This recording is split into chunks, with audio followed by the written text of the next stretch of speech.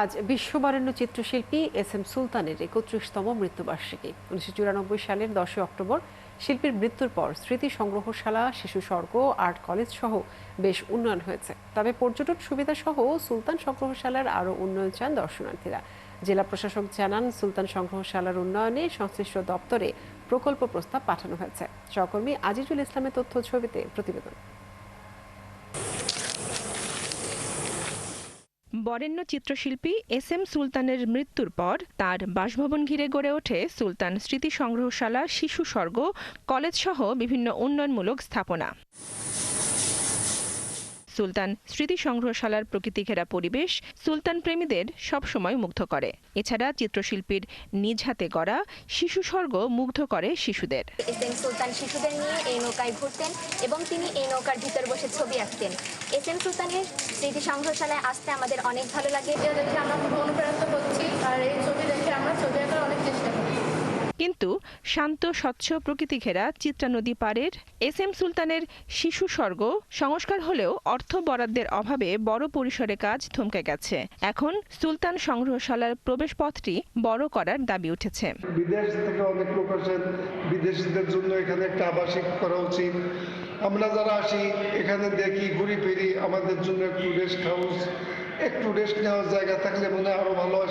এই ঘাটটা সরকারিভাবে যদি সংরক্ষণ করা হয় বা সংস্কারের কাজ করা হয়, তাহলে এখানে পর্যটন শিল্পে উন্নয়ন হবে। স্মৃতি সংগ্রহশালার কিউরেটর জানান, শিল্পী এস এম সুলতান ছিলেন বাংলাদেশের আধুনিক শিল্প চর্চার অন্যতম পথিকৃৎ। তার এই অবদান ভবিষ্যৎ প্রজন্মের মাঝে ছড়িয়ে দিতে শিল্পীর সৃষ্টিগুলোকে সংরক্ষণ করা হচ্ছে। আমরা স্বপ্ন দেখি এখানে একদিন অনেক বড় ঘাটের একটা দর্শনীয় স্থান হবে, যেখানে শিশুরা খেলা করবে, দর্শনার্থীরা এসে ঘুরবেন, ফিরবেন, সময় কাটাবেন। জেলা প্রশাসক ও সুলতান ফাউন্ডেশনের সভাপতি জানান, সুলতান সংগ্রহশালা আরও পর্যটক বান্ধব করতে সংশ্লিষ্ট দপ্তরে প্রকল্প প্রস্তাব পাঠানো হয়েছে।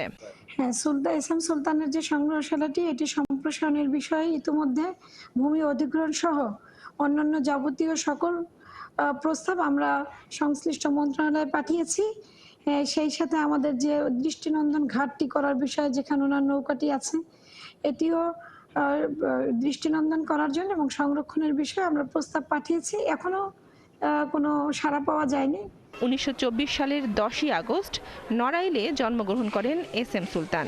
বরেণ্য এই শিল্পী ১৯৯৪ সালের 10ই অক্টোবর শেষ নিঃশ্বাস ত্যাগ করেন।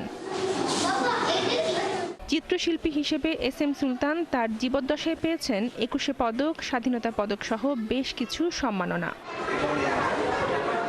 বনশ্রী হালদার, ৭১। যেমনটি জানছিলাম, বিশ্ববরেণ্য চিত্রশিল্পী এস এম সুলতানের ৩১তম মৃত্যুবার্ষিকী আজ। এ নিয়ে জেলায় রয়েছে নানা আয়োজন। এ বিষয়ে বিস্তারিত জানাতে আমাদের সাথে যুক্ত হচ্ছেন সহকর্মী আজিজুল ইসলাম।